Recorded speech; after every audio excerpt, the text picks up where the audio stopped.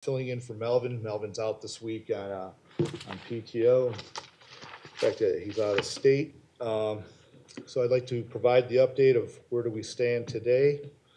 So the first slide here is just the overall build out. This is where all the sites are across the state.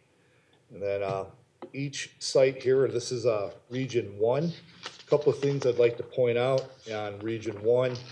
The sites that have the spinning sites are active builds. The ones with the red circles around them are new updates from last update. So we have started Hardin. The status has changed at Autobahn Alt, meaning we do have commercial power. That site is now in process of being lit up. We have started the Hooper location that is now in construction. Mitchellville has also been powered, so that will be coming up here soon.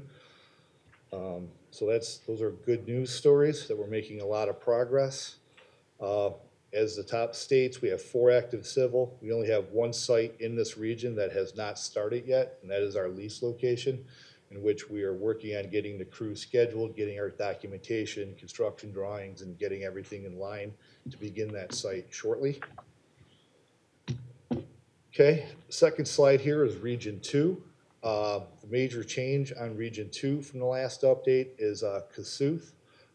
We have got that site powered up. There are a couple of loose ends to wrap that up, but we're getting very close to having that completed. One site we haven't started is Chickasaw, which once again, that is a lease location for us. So we're in process of getting permits and getting that wrapped up and ready to go. Following that is Region 3. We have a couple of active builds in Region 3.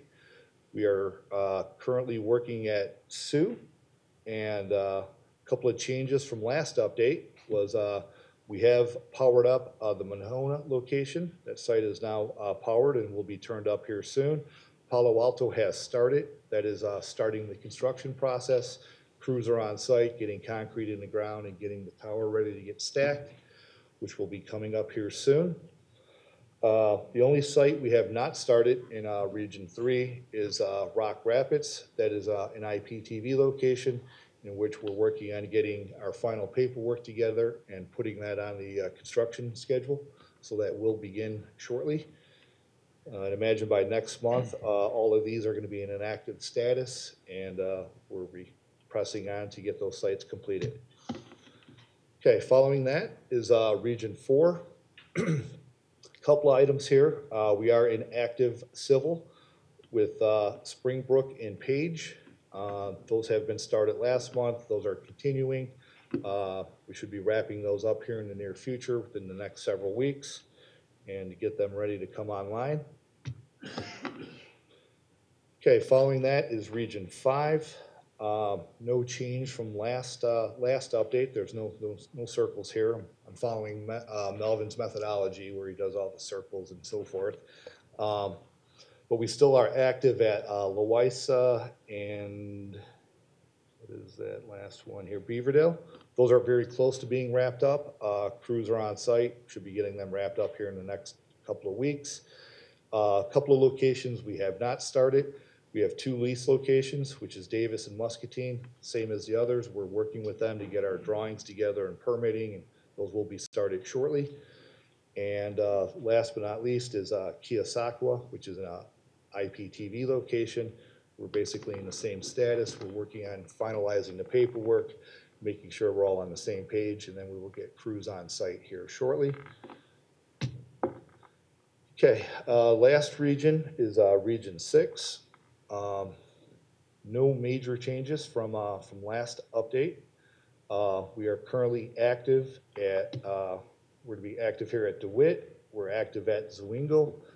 And there is 1 lease location here, which is Dubuque, which will be started here in the next couple of weeks. And then we'll get that region wrapped up. Okay, following that. So this is just a high-level summary of where we're at. As I mentioned, we have 5 lease sites that we're working on preparing the schedule and getting them on the construction schedule, and then the 3 IPTV locations that will be started here shortly. In fact, one of them will be started here in the next 2 weeks, which is a Fort Dodge location that is on our calendar, and we're just waiting for some other work to be wrapped up by the IPTV folks before we're clear to go on site and start our work. Okay, following that is a summary. I mean, we are in the build process. We are going as quick as we can. You know, we're hoping Mother Nature continues to cooperate and just keep moving forward. We are continuing, once we get our part done, we get the site powered. We have our other crews following, putting in the F&E equipment and getting the site powered up and cabled and ready to be integrated into the course. Big one here is we are not in regulatory anymore. That is a good thing.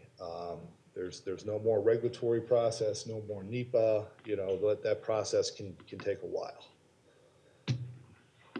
Following that, we do have our microwave crew following our equipment install crew, which will turn up the paths as soon as we have power. Everything's cabled and everything's in good shape. They're coming along and turning up each individual hop.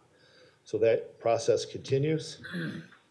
Another key item here is we did complete the Westcom Layer 3 conversion. Took about 2 weeks. That was a live system, so it was very cautious of how things were handled. We had to go link by link, hop by hop, not to cause any downtime or any kind of issues with the live users on the system. That is now complete. They are now on Layer 3. Okay, following that, I think Sean mentioned earlier, there's another Region 4 plan coming up next week. Melvin will be attending, providing the update to the different region and answering any questions or concerns and so forth. All right, last item here, we do have a couple of items that we're still somewhat in flux with that we are working through. The first item here is we are going to send a couple of the cores that are in the field back to Schaumburg to do a software upgrade. The reason we're doing that is since there is a lot of live users on the current core, we're going to take these cores back, perform the upgraded and controlled environment.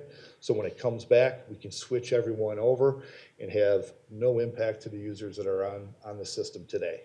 So we are working on scheduling that with our Schaumburg team, and we should have a schedule put together, you know, shortly. It's in process. I just don't have it locked down yet, but it will be coming soon. And the last item here is we also have our engineering team looking at the 700 meg plan. Basically, due to Missouri has a lot of 700 meg VHF, and there's a lot of border sites. So our engineering team is still in process of determining what will need to happen on the ISICS side. Do we need to change frequencies or do this or do that? Don't have a solid answer yet. It's in process of being investigated. But if we do have to change any of that around, now would be the time to do it before we go live, and it can be much more controlled. And that's it. Thank you. Any questions? Can you explain Layer 3? Layer 3 is it's a different layer of the protocol. It's part of a 7-layer model for the software. And Layer 3 just takes us up to, it's not a physical layer. It's just the way the sites are communicating back and forth with each other, which gives them a lot more capacity, a lot more flexibility, and how things are handled. It's much more robust than a Layer 2 network. High level. There's a lot more detail behind that.